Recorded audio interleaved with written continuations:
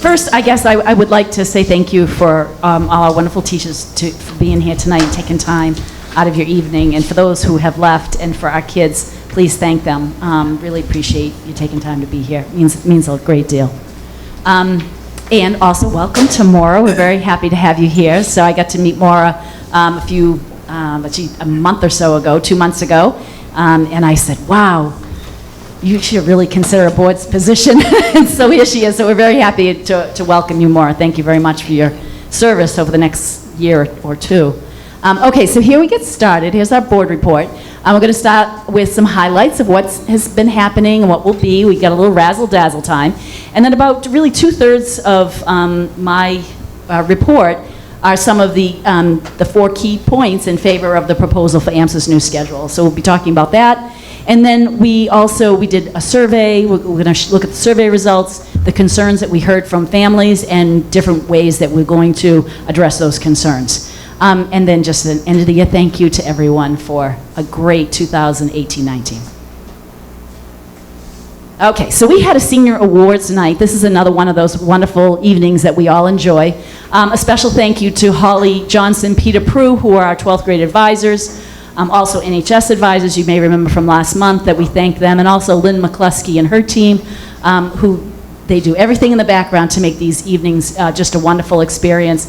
We had department awards. We added a chorus award this year. We also honored 2 National Merit semi-finalist scholars. We awarded the Kia Kaha Award to Rachel Wang, and that's for a student who's shown great resilience during her time here.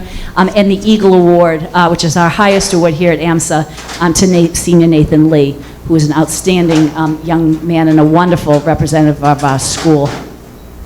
On May 16th, we had Arts Night, and it was a fantastic night. It was a little different this year. We had all of the art displayed over in the White Building, and then the music was here. We had strings, we had jazz.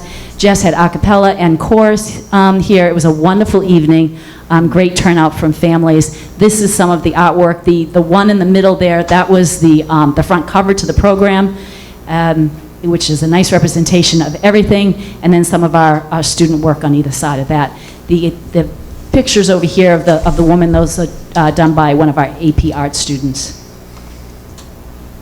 So upcoming events, things that we have coming up, we have new student game night or pizza night orientation, and we also do a parent Q&A time panel that Mike Naraki and I will be working on with some other folks. And that's June 4th at 6 p.m. in the upper school cafeterias where the kids are. They have games, they have pizza. The school counselors from the lower school come and teach them about the school, and it's a very nice night for them. And then in the lower school cafeteria, that's where we'll be meeting with the parents to go over all kinds of things about the school, the lunch programs, the buses, and all kinds of things like that. And to also explain to the parents what it's like to be an AMSA student, what's expected from the families, the level of rigor and academic excellence that we're expecting their little munchkins to buy into and to learn to love and find great joy in their learning here. Then we have the class of 2019 graduation, June 7th, Friday night. You're all invited. I hope that you'll be there. Please let Sarah Snow know if you want to join us sitting on the stage. We'd love to have you. And that's at 6:30 at the Hanover Theater in Worcester.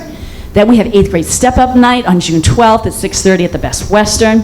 And then we have sports night, sports award night for the spring, June 13th at 6 p.m. at Fort Kicks. And then we have our annual faculty staff barbecue on June 14th. It's going to be here this year. It's going to be awesome, and you can see we have a very busy June coming up. Add in a couple days of biology, MCAS, and we are rocking here at AMSA. And now we have our razzle-dazzle time. All right, so we had, I thought this was a really cool video. Mr. Finkel pared it down a little bit, but this is robotics class. They're doing a little robot battle here, and Ken Noble is the teacher for this class.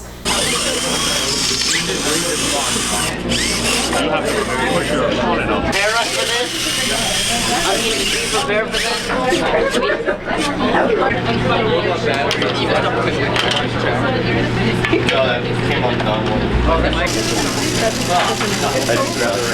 But it's not connected, sorry, so Hopefully it all just what we do. Like the... Oh, it's mine. Freaking out.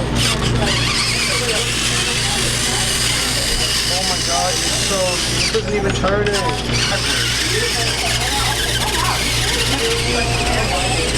You know what you're trying to do, right? Nope. Yep. Why is there so much action?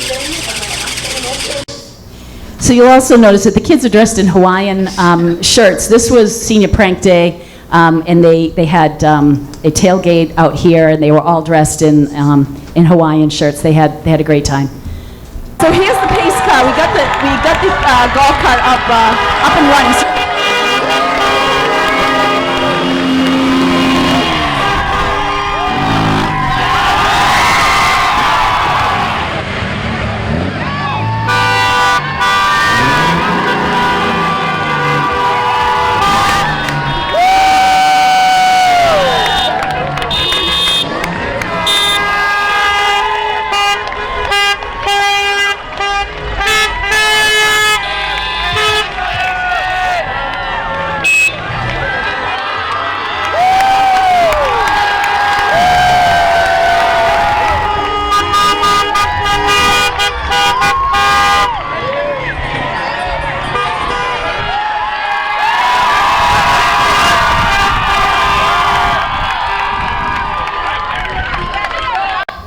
As soon as they left, the juniors all started chanting seniors, seniors, and that was because they were happy that they got to be seniors. So that was a really fun day. I think one of the things that was most notable to me, and I think this is the third one, I know many of you have been to many of these, but this was my third one of these breakfasts, because the juniors bring breakfast in for the seniors that morning, and we couldn't get the seniors to leave.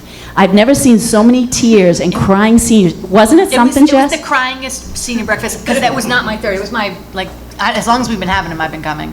And yeah, more tears on that breakfast than any of the other breakfasts. They were such a close class, and they were just so sad. Some of the boys were, just the boys the were probably boys. crying. Oh, no, yeah. It was, yeah. It was the most incredible thing. It was very heartwarming, actually. And we couldn't get them to leave here, to get them into their cars, to get them to drive, to get them the heck off campus. But anyway, all right, so now we're going to go into talking about the schedule, and this is, I think we've got such a clear view from all of the public messages that were given. I think that everyone, I think it's very clear why we think this is so important. But I'm going to run through these slides with you very, very quickly. So there was a three-step process that we went through. This was, as you heard from Christy J. and Brian, this was an initiative that's grassroots, right? This is the foundation of what we want in AMSA. We want our teachers to be able to be creative, to be able to problem solve with us, to work with us collaboratively, to create ideas to make our school a better place. And this is exactly what happened in this situation. And then we took all that information and we consulted and went and got a vote from the governance committee of the Board of Trustees. And they, Roger will tell you what their decision was, but at that time also suggested that we did a community survey, which was part of our plan. We did a family forum where parents could come and talk to us. We did a community council meeting that we held in our office yesterday afternoon.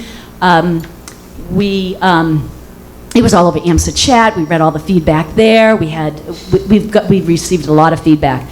And so everyone had a chance to weigh in. All right, just to review very quickly, this information was given to you last month. It's still 8 periods a day. There's still 45 minutes. The start time is 10 minutes earlier. The passing time, it goes from 5 minutes between classes to 4 minutes. No homeroom. They report directly to first period. First period, we're looking at 5 minutes longer to fit in the pledge and quick announcements, and the day still ends at 2:45. All right, so we want to look at those 4 core points. The first thing we talked about was culture, and that is that collaborative open door policy that we've been working so hard over the last couple of years to create. Every time our teachers come and they've got these fantastic ideas because they're amazing people, we want to hear what they have to say and honor that and respect that and see if we can make it work. And so they use data that I can't even explain to you. I would have to have Brian Bacala do that, to determine whether this was feasible, it was something that it was going to work, and what they brought to us, as far as we can see, it does work. And we want to focus on students and student learning because we're a school and that's what we hear about. We're here about our students and making them the priority. And you heard testament from them on how important this is to them. And then, once again, that we're always looking for ways to improve AMSA. It's one of the great things about a charter school. 96% of our staff in the initial survey were in favor, and 72% were in favor on the community survey. It's not often you get 72% of people to agree on anything. So we were very happy with those results. And then also, what we've been talking about is the time on learning. Each year, our students are missing hours and hours and hours of learning. In the fall alone, they lost 148,000 minutes of education. You heard Pete Jones and how he feels that this schedule change can reduce that significantly. Next one, and our key point for number 4 is the balance of life. Our students, when we did the fall student survey, what they talked about really was a balance of their lives are out of balance, and they needed some extra time. We had student after student make the suggestion in that survey, actually, to drop homeroom. They didn't feel that they used it, that they utilized it. It isn't really at the place of community that it used to be here at AMSA. The kids are walking in 1 minute before the bell. The lower school kids still get DS, so they are still having that kind of a connection community experience. So there were some community concerns, and we received about 255 comments back on the survey, some of them very, very positive, please, please, please do this, and others that had some concerns. So we want to address the concerns. Anders, can you just go back for me 1 more second? Thanks. We want to thank everyone, of course, for all their feedback, and we want to work with our community to address all of their concerns. Next one. Thanks. Okay, so it really, kind of came down to 3 main concerns. It was the transition time. Is there really going to be enough time? After school hours, right? Because instead of students ending the day at 3:15, it's 2:45. That's a concern for parents who are working and things like that. And there was some concern about, is it going to hurt community not to have the homeroom? Or is that a time, for students to settle in? Next one? Yeah, thanks. Okay, the transition time between classes. This has been timed and tested and timed and timed and tested again. If you saw the video with our wonderful principal, Mike Naraki, and our vice principal, Brianna Murphy, you would have seen a lovely quick step between the 2 furthest buildings, and Mike Finkel for putting that together for us. And one thing that you can see from that, it took them 3 hours and 3 hours. It took them 3 minutes and 30 seconds to go from the 2 furthest classrooms. But Mike Finkel also stopped them 3 different times to film from different angles. So that's something to consider. There was a lot more room in there in that timing that you don't see. We know that it can be done. We also know that if, as Mr. Morris mentioned, that if you're looking out your window, you can see the kids gathering and they're having a great old time out there, which is fine, but they can be a little bit more efficient, I think. And also that because, once again, we're a charter school, we have the flexibility to make changes. If the teachers come to us at any point in the year and say, Alan, this is a real problem. The kids are chronically late. We don't know what to do. Then we adjust it, right? We sit a group of people down again and we say, all right, let's go back and look at this again and let's make suggestions. And I know that with the teachers that we work with and the administrators, that there isn't one problem that we can't solve if we're working and solving it together. Okay, so the biggest piece of feedback, I think, or worry, maybe even more than feedback, because there were people who said that I think this is a great idea, but I'm worried. I have a middle schooler and I'm worried about that extra half hour. And so right now our homework club is for 6th to 8th graders. There is a cost to it. Audrey Cook runs it. She's one of our history teachers. And the students are there. They report by 3:30 and they can get picked up any time between 3:30 and 6 o'clock. One of the suggestions, and that got picked up by a number of parents, was, well, okay, We understand that this change is probably good for the school. It's going to take my family more time to adjust. How can you help us out without this costing us a lot more money for the care over at the homework club? And we think we've come up with a few ideas on how we can extend the homework club for between 3 and 3:40 for just the one school year and cover the cost. So you saw in the budget that we have homeroom, that stipends for a homeroom is about $1,500. We have 40 some odd homeroom teachers, 42, Mike? 42 homeroom teachers. And we have that budgeted, that's $1,500 times 42. That's also mentioned in the teacher's contract, so that money is there for at least this school year. But if we had opportunities for teachers to earn those stipends by covering those that 40 minutes, then and Mike and I need to work out exactly how many minutes, how many that would be to be equivalent. But we could have one person, Bethany could take day one, and Lisa doesn't work for the school, but if she was a teacher, she could take day two, and we rotate it through.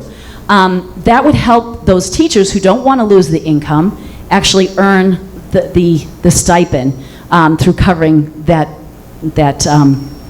homework club period. And we could do it in the cafeteria where, Bethany is here, she's got 30 kids, we know the parents are on their way, they're coming at 3:30, 3:40. The other homework club kids who are here till 6, they're in their room with Audrey. And we could be flexible with that, because all of a sudden if it's 60 kids, then we have Bethany do it and we have Brian do it, and we go that way. The other thing is we have Media Center, and that is kind of an open area. It's done over here. Sean Kessler does that for us. The students do not pay for that right now. It's a drop-in. The high school kids, 9th to 12th grade, usually used by 9th and 10th graders. But once again, it's the same thing. Sean gets paid for that now. If we find that all of a sudden it's doubling or tripling, then we open that up for more teachers. And they could, at least 16 teachers could earn stipends that way, and maybe up as many as 32. 5 minutes. Okay, there we go. All right, that's a great idea. We've talked to Steve Smith, our union rep, about that. That's an option. But there's other ways that we're working on where they can earn the stipends too. We don't want anyone to lose any income. All right, removing homeroom. Lower school students still have their directed study period, so they had that time together with that teacher. We're also hoping that first period teacher, where they're in there for a few minutes longer, that they'll have an opportunity to, it's their history teacher, they ask about their history project or whatever, that we can develop those kind of relationships there too. The students are still welcome to come in at the building at 7:30 in the morning, so that's not a problem. They can meet with people here. We'll have more supervision because we'll have more teachers looking to earn those stipends, and they can socialize down here before they go up to first period. And the high school students, as I said, typically buzz in right under the bell. We're right over. Oh, right over the bell, yeah. I swear I'm being Ms. Bowen. All right, so just once again, this is May, and so just an opportunity once again to thank. I guess I would also like to add a thank you to Roger for stepping up as our new chair, and Raul's as vice chair. Kristen stays on, and Liz and Jill. Thank you so much, all of you, for all that you give to our school. I'm so grateful. Those of you who will be transitioning off the board, we'll talk about that next month, because we will miss you very deeply. So thank you all for stepping up, for continuing to give to AMSA. I know it takes a lot from you, so thank you for that. We could not run the school without you. They would shut us down, so thank you. And then just at the end of the year, thank you so much to our wonderful staff, administrators, teachers, counselors. You mean more to us than we could ever express to you in words, honestly. Your passion, your commitment to this school, to this community, is inspiring to us each and every day, so thank you. It's a wonderful, wonderful blessing to be part of this community. We have many challenges ahead for next year, but I know that as a group, as a community, that we're going to be able to meet every single one of them. And our commitment to you, to the board, and to our wonderful teachers and community is that we will continue to build our community of trust and respect and of that you can be assured. So thank you. That's my report for tonight.